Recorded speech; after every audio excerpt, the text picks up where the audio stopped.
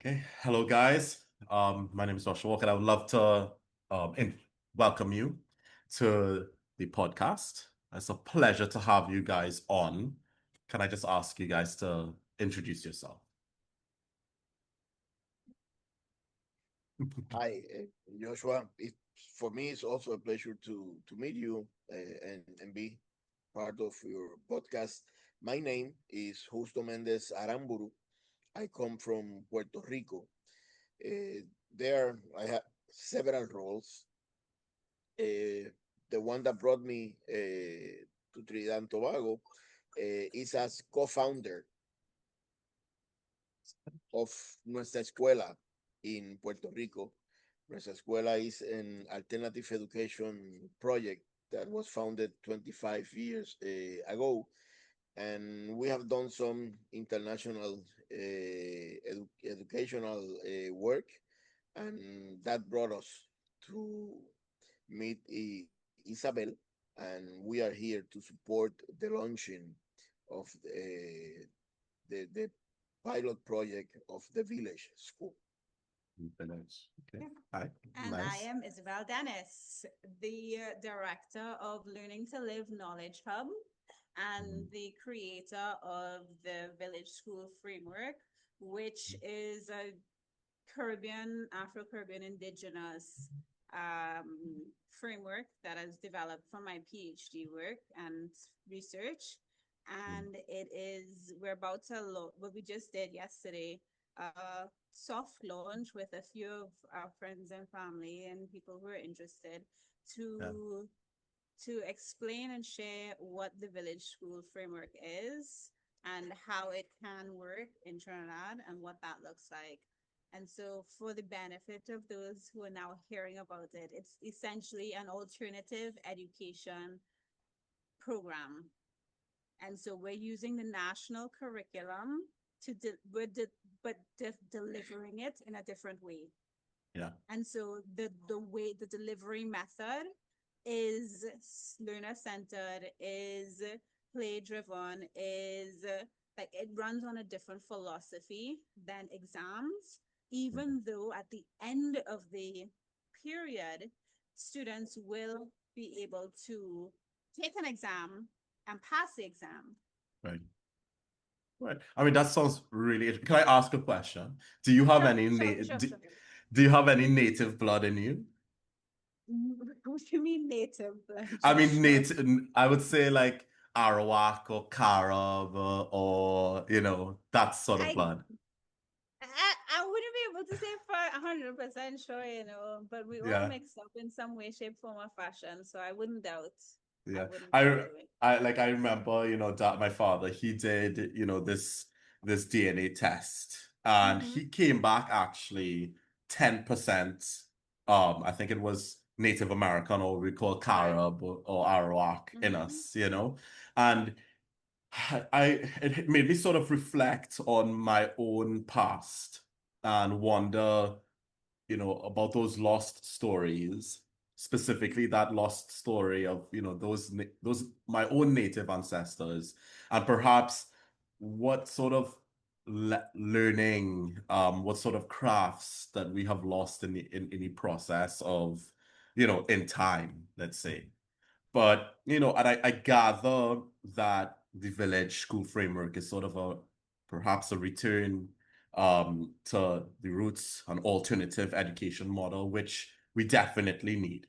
So I think my question to you would be just to start it off, will be like, what makes this school framework like? Tell me what it is about. What makes the curriculum delivery model innovative? Like what makes it distinct from, let's say, what we have in place right now? So what we have in place is a chalk and talk model. Paulo Freire goes into it. He's been he's written about it in the pedagogy of the oppressed, and Augusto Boal has a different version of that same thing where we have theater of the oppressed. And so there are different models of people in Latin America and the global south speaking to the fact that banking model of education, which is what we have now, where we're trying to put things into students' brains, is not is a colonial construct. It is a something that was created so that you can dominate the population, and it has nothing to do with actually educating.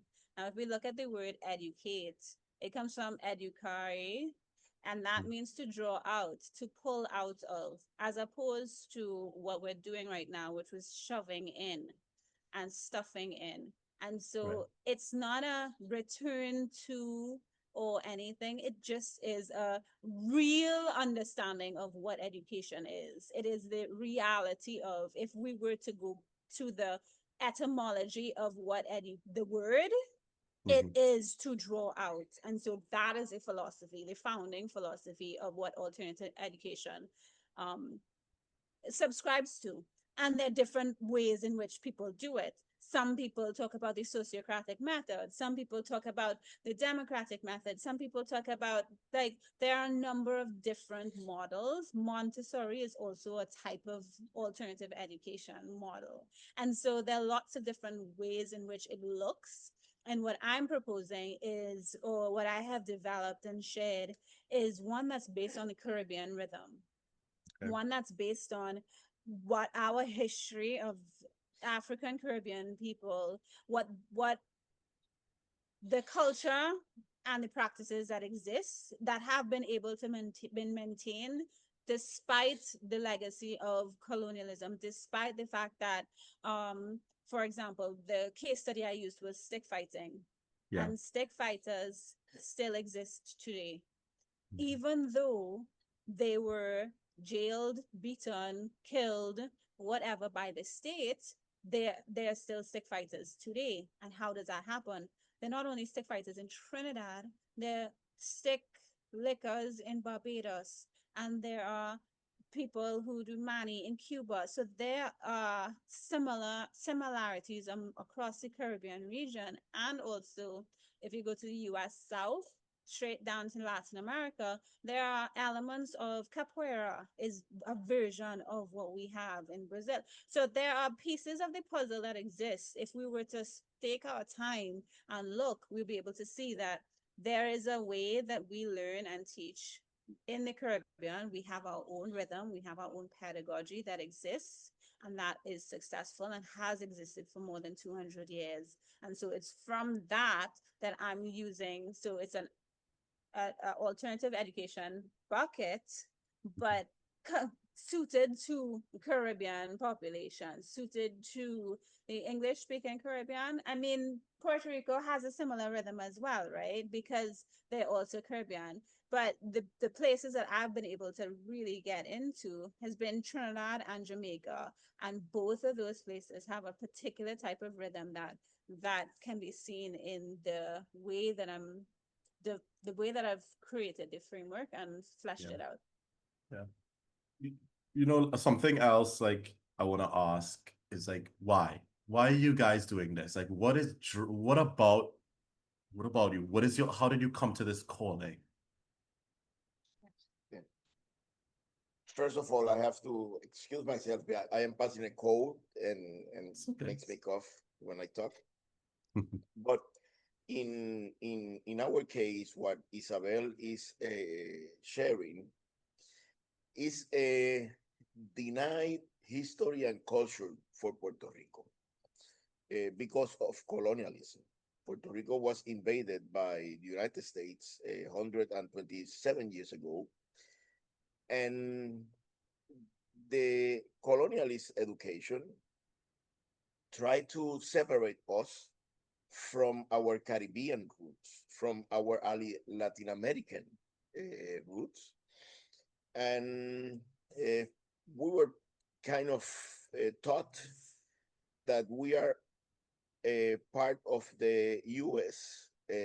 System, history, culture, which is absolutely false.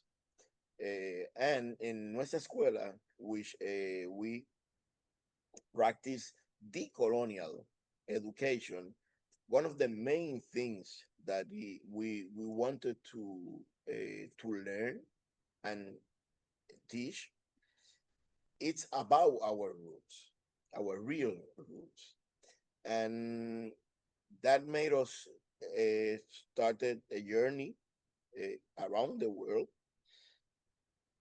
we have been able to be part of the leadership of the democratic education community worldwide. And we have done what we call Encuentro de Nuestra América, our America gathering, all around America. We even are supporting a school educational project in Nairobi, in Kenya, named Shule Yetu, that is Nuestra Escuela in Swahili. But we didn't have the opportunity to go to the nearest community that we have, that is the Caribbean. Our fathers of the nation, Ramón Emeterio Betances, Eugenio María de Hostos, proposed for the development of Puerto Rico, a decolonial development of Puerto Rico, what they call the Antillean Confederation. So now, with supporting the village school in Trinidad and Tobago, Isabel is giving us the opportunity to go back to our roots and really learn about who we are, who we want to be in our historical cultural context. So we are pleased to be supporting this project, because this project will support a lot of our journey for finding ourselves. Yeah.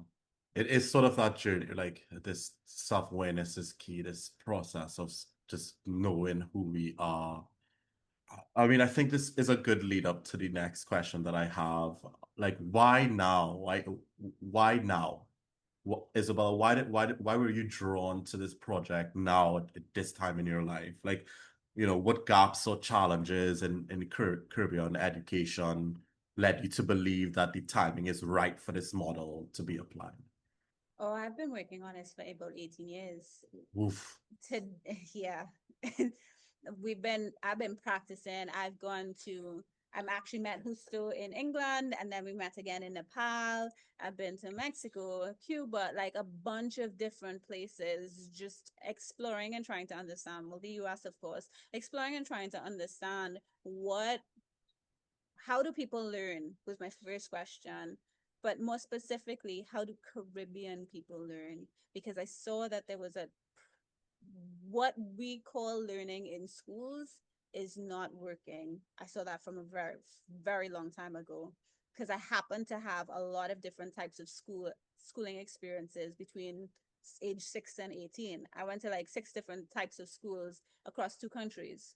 And so that gave me, I also had a really horrible experience in one of them that made me realize that I don't think it's fair. I think it's criminal to have children in a space that's not safe emotionally and or physically. And the school that I went to as a child was not safe for me.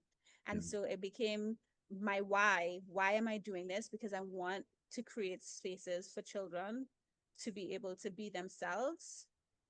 And school happens to be the place where most children spend their time. And so that makes the most sense for me. So I've been doing versions of this for the last 17, 18 years in both Trinidad and in Jamaica, while bouncing around all over the world, trying to understand what is the formula for learning and how can we get that. Now, people often say, when I talk about doing education differently, they always talk about the Scandinavian countries, and they're like, oh yes, Finland is the best, we just need to take Finland stuff. And I'm like, no, Yeah. it's not going to work here. And even the guy who had talked about, like, who had started the process of changing the Finnish education system, I read his books and watched his podcasts and stuff like that, and he was saying that you need to do what is in your local context, because if you take what we have, it's not going to work in your space. And he was like very clear about that. However, there's still like that translation is lost. And so when people hear about what I'm doing, they're like, yeah, like Finnish education. I'm like, yeah, but Caribbean. Yeah, Right. but Caribbean. And that's part of it, is that we need to understand that. I mean, look where you are. Look what you're doing. right? Mhm. You are Trinidadian, and look where you are. And just the other day, I was at the film festival, and I'm seeing Trinidadians who are like in Meta, in NASA. every right, Yeah. right, and not just in small, low-level positions, leading divisions all over the world. When you look, you can just throw a stone anywhere in any country, and you will find a Caribbean person. And that means, and we're like the smallest in terms of like area, right? Yeah. Geographically, we're like the smallest bunch, right? But we are everywhere. How is that possible? What makes that happen? It's us. And what Yeah. happens is we don't recognize and realize we've been told, as Husto was saying, that a lie, that we're not good enough, or that we're not this or we're not that. So that when we're in our own space, when we're in our own countries, we don't see our value, and we can't like recognize and appreciate our value. But then when we go out of our country and go into someone else's country, they're all like, oh my goodness, you go to the top of the class because you have something that we want and we recognize. And so part of the success of most things, like when you think about camouflage, Mhm. camouflage came from the Caribbean. Like Right. US, any kind military camouflage Yeah. happened because the Maroons were dressing up as trees, like had tree foliage along on their bodies. And so you would hear in the reports that the trees were moving. The Yeah. trees were not moving. There were people who had foliage on them that were moving. Yeah. And so camouflage came into being because of Maroons in the Caribbean. And so there are lots of things like that that exist because the Caribbean, hip hop was Caribbean. Like Yeah. I could keep on going, right? Like almost Yeah. every place there is a Caribbean influence in every across every discipline everywhere. And that speaks to what who we are. The And for potential me, we have. yeah, now, if everybody here in the Caribbean, like all 45 to 50 million of us, actually like accept and embrace our potential, what will we do? We don't. Mhm. What will we do?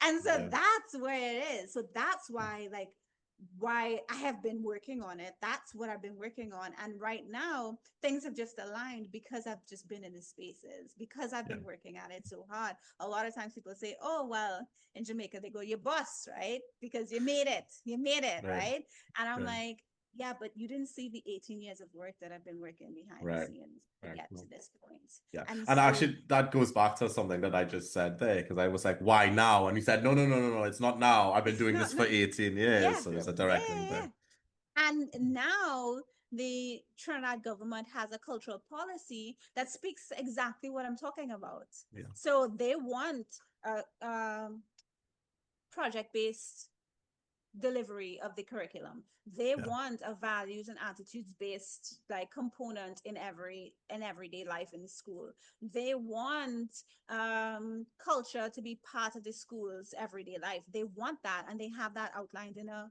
policy from 2023 to 2027. There is a cultural transformation policy that exists.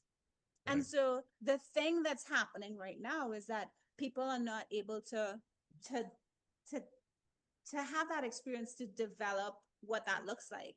They know what we want. I don't know if you ever had this issue, but you ever went to like decided like you're gonna eat healthy or something, or want to go Right. to the gym and work out and get like big muscles or something like that. You know how Right. to do it, Yes. right? You Yeah. know how to do it. You know what to do, but you no, you know what to do, but you don't know how to do it. Or Right. there's something that stops you from doing it. And this Yeah. is just you in your body with your desires to be whatever, healthy, fit, muscular, whatever it is. And so if that happens in our personal lives, if you're trying to change something that's been in existence for like 100 odd years, it becomes a little bit more complicated. And especially if you've never had all those muscles, or you've never eaten healthy, or you haven't had that experience, it becomes much more challenging to get there. And Yeah. so for me, because I've had all these different experiences, because I've been actively searching for it, I'm able to do the how. I'm able to guide people into the how. And with the support of people like and institutions like Nuestra Escuela and people like Justo, I'm able to get that support. Like if I get stuck, I'm like, Yeah. I know who to call. He had 25 years of actually of doing it in a school. Like Yeah. I've been doing it one-on-one with families who are interested for, as I said, 18 years. But he's been doing it on a larger scale for 25. Yeah. And so he has the upper hand on me. So when I need help, I'm Who's like, thinking? who are you gonna call? Husto. All right. I mean, it's building those networks. Something that came to my mind immediately as you were kind of like talking about that was, right now in Trinidad, there's a lot of controversy around school violence. And I wonder if that violence is almost encouraged by the current structure and architecture of how education is taught in, Trinidad and Tobago and within the Caribbean context. And I ponder to myself, how does your approach, seek to like address those frustrations that manifest, let's say, in those violent ways? And we're seeing that as a problem in the Right. community. So what I'll do is I'll let Husto give you some statistics on his experience, and then Yeah. I'll explain what I have noticed. And just so that we're clear, it's not Yeah. just in Trinidad, it's Okay. across the region. And I'll give you some other statistics to show you why that is. But go ahead, Husto. Right. Yeah. And you say that we are in a violent context, and right now, world leaders are using the macho approach to deal with differences. And we bomb there, and in response, we bomb over there. And that is what our people, our youth, our kids are seeing, are watching. No other type, uh, no negotiations, no type of getting into agreements. It's a violent approach to deal with world problems, and that comes to a lower scale, and is what our leaders are promoting as a role model. And in our case, in our 25-year experience, one of the main things that I'm sharing with Isabel here now is all the mistakes that we made in the beginning, to try to not go through them in the development of the project here. We come from a very violent context, because colonialism, it's violence. And in our beginning, I have been sharing that because we deal with youth that comes from violent communities, with a lot of drug trafficking and all that. 25 of our students were killed, were assassinated in the first 5 years. We lost 25 of our students, and that taught us many things, that we had to keep going, lowering the ages of our students, trying to find what is the beginning, to start from the beginning. And we got in the first years, that we should, instead of 18 years old, we had to start at 12 years old. Later on, we kept going down, and now we have Nuestra Escuelita, and we start just at 2 months of being born. But the project here will start at 12. That was the age that we identify as the beginning, where their lives were not already committed because of the community problems and so on. And 25 years later, we have a school totally in peace, totally drug free, violence free, where students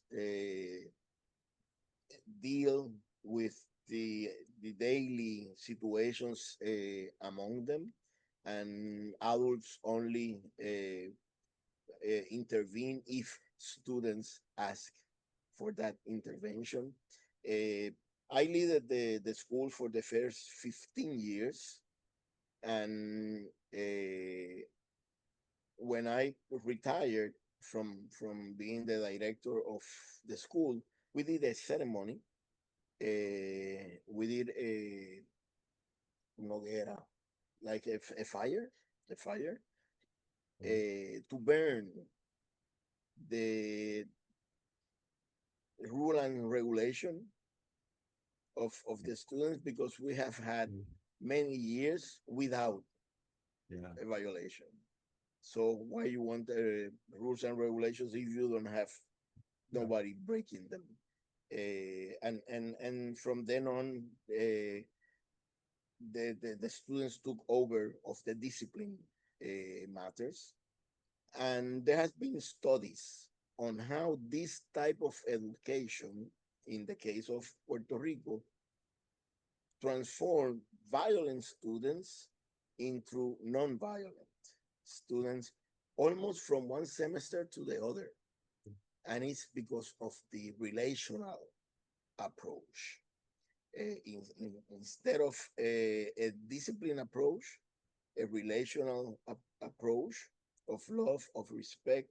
And what we give to the students is exactly what the student give back to us. We gave them power, authority, which all means violence, and that's what we receive back. We give them love, respect, space, participation, and that's what they give back. Yeah. Yeah. Yeah. So that's his experience, right? And now if we translate it into the Caribbean, what's happening is in Trinidad in 2024, 43% got lower than 50 in the SEAs. Yeah. That's very close to half. And that's not the only time, that's not the highest it's ever been. So year on year, we're telling children that at 10 and 11, that they have failed. What they probably hear is that they are failures from 10 and 11. That's not a good message to send to kids. No, I don't think so. And so then you carry that further to CSEC, and you need to get 5 passes, including math and English, to be able to succeed, right? To live and to get a good job. And 95% of the people who took CSEC in 2024 failed, did not get that. 95% in the region did not get 5 passes, including math and English. 5% got full certificates. 95 didn't. And so then again, 5 to 7 years later, you're hearing, I have failed, or rather, I am a failure. Yeah. And then you wonder why we have so much violence, why people don't respect their space, why they're not being kind to each other. Well, if you've been told, so your SEA results in Trinidad is SEA, but in Jamaica it's PEP, in Barbados it's common entrance still. So there's still all of us still have that. And I didn't get to get into the details of each one each year, but for if you have that as a message, you don't get that message at 11 and 10. That's the final blow, right? That's the final nail in the coffin when you actually get your results. But you would have known before that, if you don't get this, you're going to fail, you're going to be a failure, you're going to be a failure. So you would have been told that from at least standard 3, primary 3. And then you're basically setting children up to think that they are failures from as early as 7, 8. And then wondering, well, why don't you be something? Be somebody. But how can I when my country has told me that I am a failure? And so part of what I'm doing in my framework is setting the conditions for our students to feel like they belong. setting the conditions for them to have space to process what they're feeling, setting the conditions so that they can regulate their emotions and be able to navigate the world, knowing that they are somebody, because they've been already told for at least 3 years by the time they're 12, 11, that they're nobody. They don't matter. And yeah, okay, we can say that 57% were told that they're somebody, but out of those 57, how many, those are just 57 that got over 50% in SCA. But they probably didn't get their first choice. And they probably didn't go to a good school. And so pass for a good school. So even though I'm telling you that 43% failed SCA last year, we still have to add on the ones that didn't get their first choice, the ones that didn't go to prestige schools, the ones. So that number is just like the baseline number we're working with. Yeah. And if you don't get your first choice in some families, you have failed. Your life is over. I And mean, it's children have panic attacks, and they're so stressed out by the whole SE process. It's such a national drama, let's say. It must have like a psychological effect. And that comes to my mind now as we have this conversation. It's just like there is this perception, with the gang, the school to gang pipeline. And you have to ask yourself, okay, how is it that these gangs are able to recruit these vulnerable individuals? What is it about the structure of the school that is not unable to protect them in the first place, right? There are different kind of ways in which, there's sport outreach, and but I mean, just talk to me more about that. Like, how does your approach protect our students or protect people from the temptation to peacock, if you will, the temptation to get quick money through gang-related activity and temptation of that, and to focus on the learning experience? Well, you're starting from an assumption that children don't actually want that, like that children actually choose to be in a gang as their first choice. Right. That's an incorrect assumption. Okay. So we need to start with, what are the environmental conditions that these children live in? And when we understand that, we understand the fact that their circumstances, even if they don't want to, lend to, they have to. And so with that understanding, because a lot of the times people who don't necessarily interact with children who are part of gangs, they would be like, oh, well, they just choose to. Some children do. I'm not saying no. Some children do. But I have experienced that majority, and I would even say majority of the children don't want to join a gang. In our experience,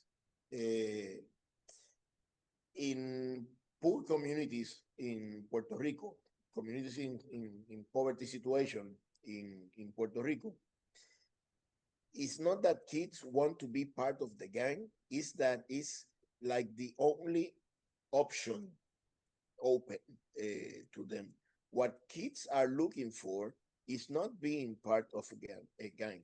It's being part of a place that they feel that they belong in that place, and to be supported, and to have friends. And the money is not the real important thing, because at the lower level of the gangs, the money isn't even that much. The big money is for people who don't are part of the community, who are in power, and so on.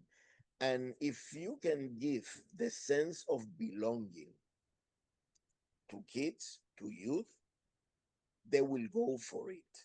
And if it is a safe place, definitely they will prefer that. And we have had 12,000 students that come from that type of reality, of that type of communities, and for sure they prefer to be in a safe place where they feel that they belong and they feel respected, than risking their lives for what triggers trickles down in all that drug business.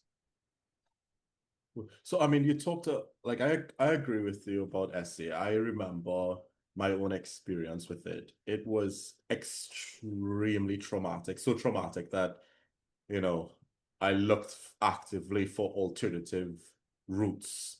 There are alternative routes, but it's not widely available to most Trinidadians to take advantage of.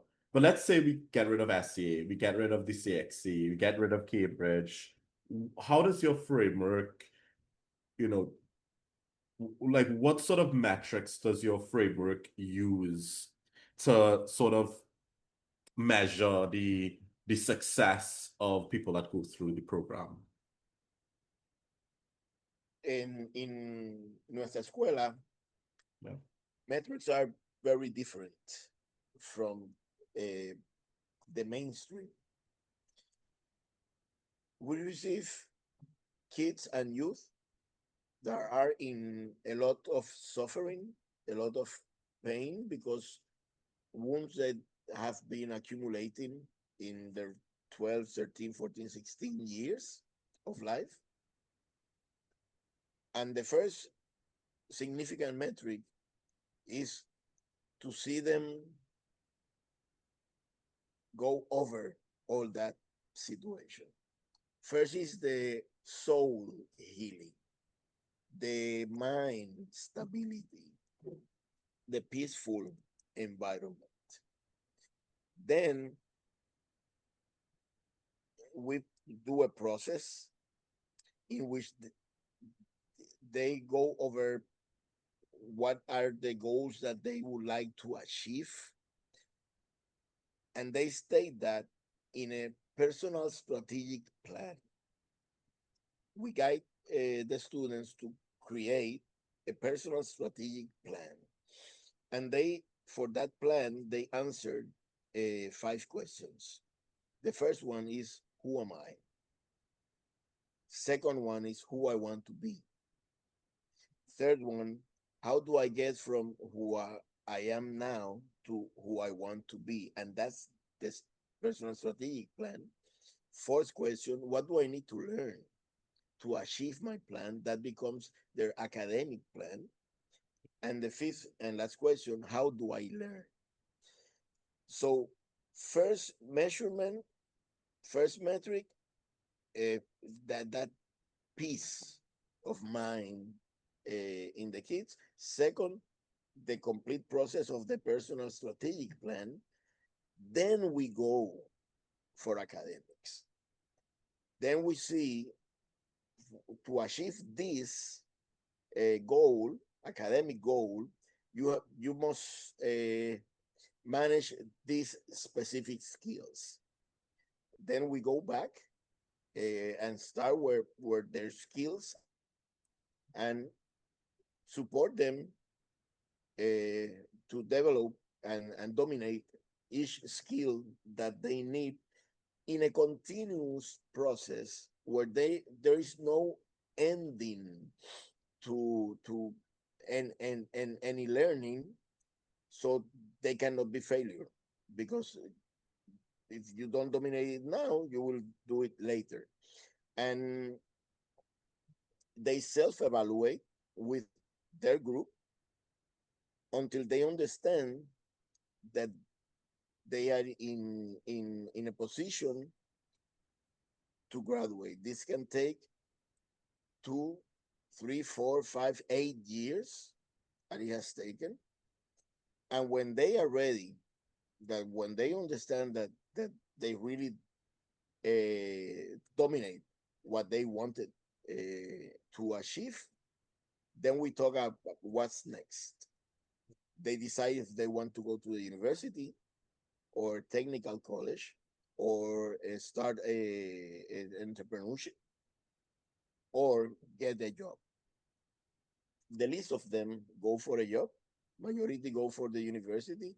And one very important metric is that in Puerto Rico, 70% of students who join universities drop out.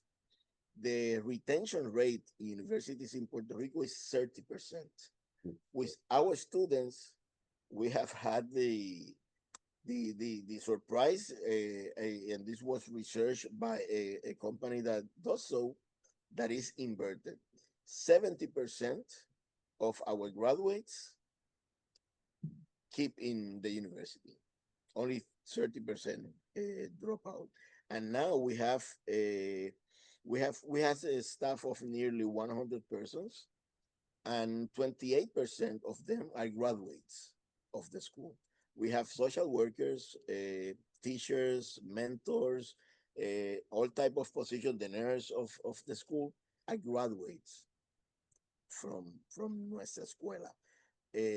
And they are all activists for a decolonial Puerto Rico and for the transformation of their communities. So it's not the metrics of the mainstream, it's our own metrics, and that is what we have seen along these 25 years.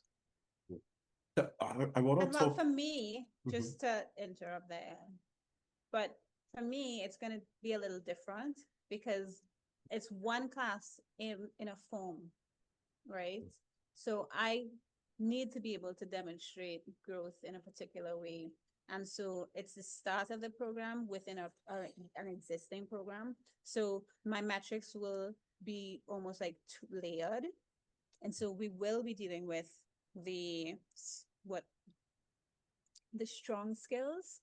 I'm calling it the strong skills. People call it the soft skills, but the strong skills of managing your emotions, of figuring out how to resolve conflict in yourself and with others, of leadership. Those strong skills we're going to work on first. And then once we have those strong skills up to a particular level, we'll be able to work on the academics. And so we'll be doing simultaneous work because we don't have the luxury of being able to wear the first rounds. Eventually, we'll be able to get some schools that want to do it something to closer to what's happening in Puerto Rico and Nuestra Escuela. But for now, we need to take baby steps. And our first baby step is to run the pilot and have two types of metrics that will be able to demonstrate the strong skills and the academic skills. So then we will be able to then measure it against the other classes in the Form 1s to be able to say, yes, this works, let's continue it, let's expand it, and so on. So our own is going to be a little bit different. But I also want to say it's not necessarily the exam that is the issue, it's the focus of the exam. So if the exam is at the center of everything that you do, then it becomes a problem. So like if you need to test your blood, they're not going to cycle all of your blood out of your system to test all of your blood and then put it back in. They're not doing that. But there's a test that needs to be done. So we need a sample of your blood. And so what we're doing with testing and centering our learning in exam mode is that we're trying to take out all of the things, like all of our blood, to test it and then put it back in and be like, yeah, that doesn't make sense. That doesn't work. Right? So the exam is not the issue. The issue is the approach to the exam. The issue in my mind is around, it's important to test where you are. And you can do tests in many different ways. But the way that we're doing it is only about the test. We're teaching to the test. And that is the problem, not the test itself. So I'm happy to have children take the exam. I'm just not happy to center their entire life on the exam. That makes no sense to me. Yeah, and it's probably corrosive to the students' psychology, and I'm not sure, what it's teaching. Something also that I read on you guys' initiative is there's this element of the multilingualism and heritage as a center. So, what role would you say does language and cultural identity play in forming Caribbean leaders and students? And I want to say something, before you sort of answer that. It's one of the things that divides Puerto Rico from Trinidad and the other Caribbean islands, from Guadeloupe, you can say too, and from the Dutch Antilles, is the language barrier, right? We cannot communicate with Puerto Ricans without a medium, right? It always needs to be some structural medium, some technological medium. So, talk to me a little bit about this multilingualism and heritage in, what you would see as your approach. That in our case, Spanish was a conquer, because when United States invaded Puerto Rico, they prohibited speaking Spanish, and they prohibited the Puerto Rican flag. And it took like 30 years of struggle to get Spanish back.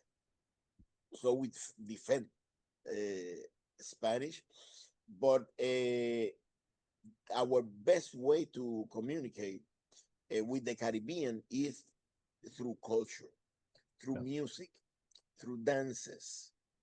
And Puerto Rico is several islands. And for example, in the island of Culebra, it's more alike the rest of the Caribbean than the biggest island of, which is the one called Puerto Rico. So the language is definitely a barrier, because we had resistance to talking English, because we were forced to do it.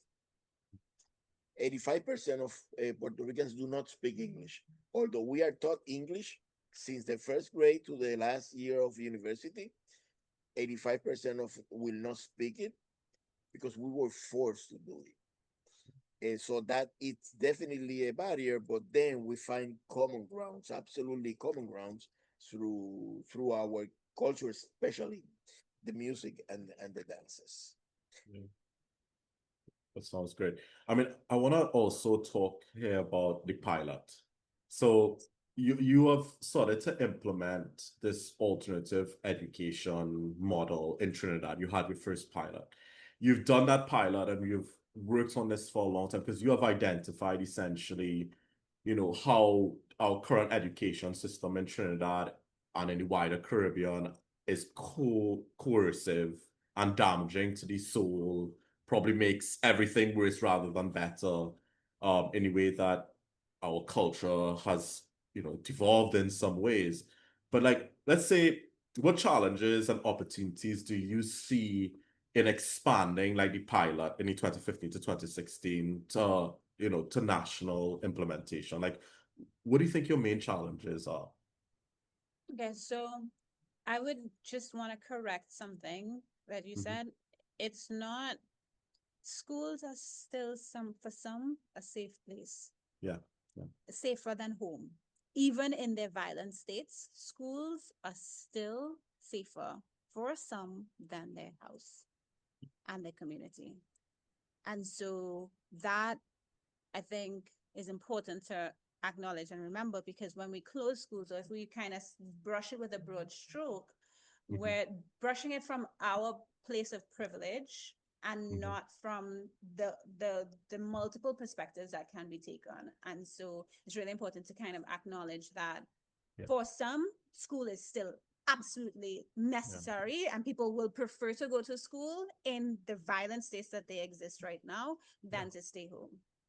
And so how do I intend to scale it is a Scale. fabulous question, and one that I'm going to work on. I don't have the answer right now. I have the answer of how I can do it with one class, because when we think about change and what that entails, Step by step. to change your diet requires like support, an enormous amount of support.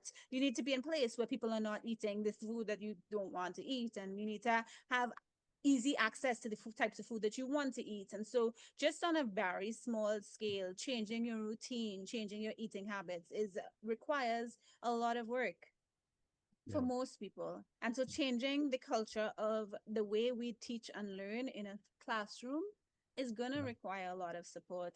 And it actually is not just about the children, because Husto can attest, we can do amazing work with the children in school, and then when they go home, they have to start over. We have to start over the next week.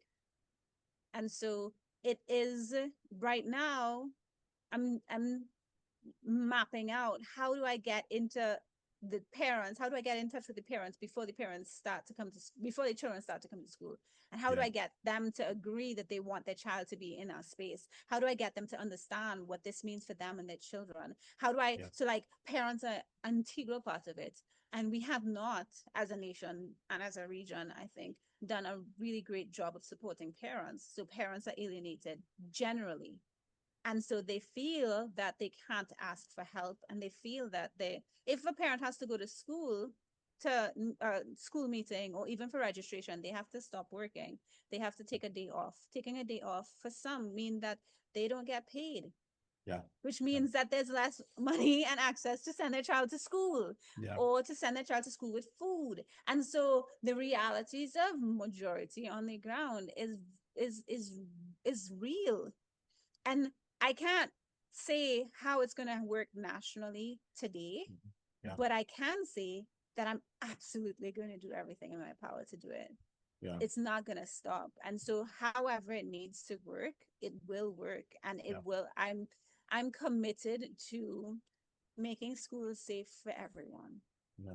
One thing, And that in our experience, when we were walking the baby steps that Isabel was mentioning, that we had to do it at the beginning, uh, the testimonies of students and families was vital, were crucial in in the possibility of growth and expansion of the pilot project. Uh, the results that students and their families could share that they were experiencing. That is in the key element.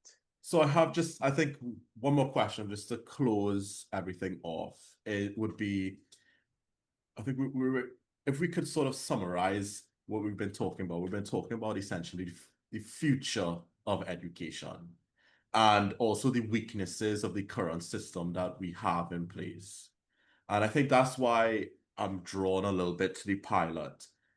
I think the last question I'd have for you guys is like, how do you envision transforming the region's knowledge order, as you say? One step at a time. Yeah. One step at a time, one project at a time.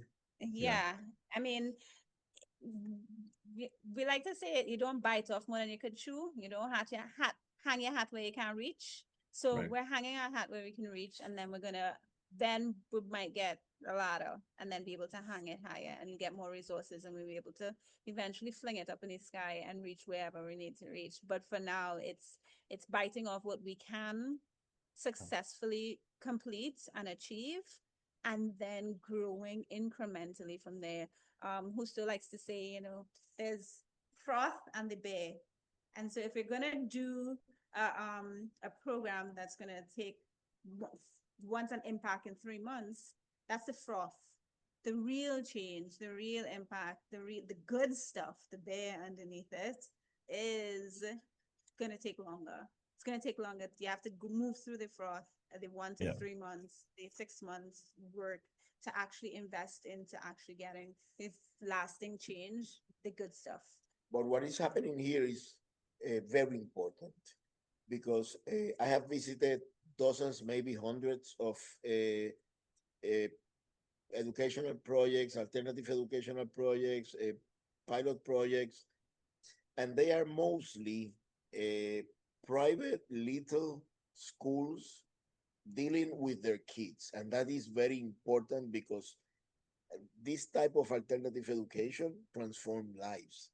But what will happen here is that it will be inside a public school. And as we say, alternative education transform life, but only public schools can transform nations. So this small project that will start now eventually will impact the school and maybe the district and so on, uh, doing an important contribution to Trinidad and Tobago, the Caribbean, and all the region. Thank you very much, guys. It's great having you. Thank you so much, Joshua. Thank you.